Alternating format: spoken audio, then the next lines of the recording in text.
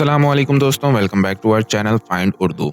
Substantial substantial का मतलब है बड़ा, अहम या मुकम्मल। सब्सटेंशियल का मतलब है कुछ ऐसी चीज जो सिग्निफिकेंट या इम्पोर्टेंट हो।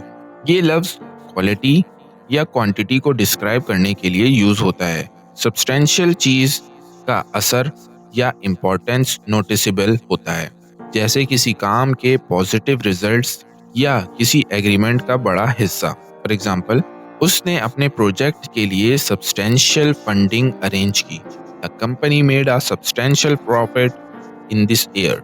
कंपनी ने इस साल बड़ा मुनाफा कमाया। तो दोस्तों, सब्सटेंशियल का मतलब है बड़ा, अहम और नोटिसेबल हिस्सा या असर। उम्मीद है अब आपको सब्सटेंशियल का मतलब समझ में आ गया होगा। मिलते हैं नेक्स्ट वीडियो में। शुक्रिया।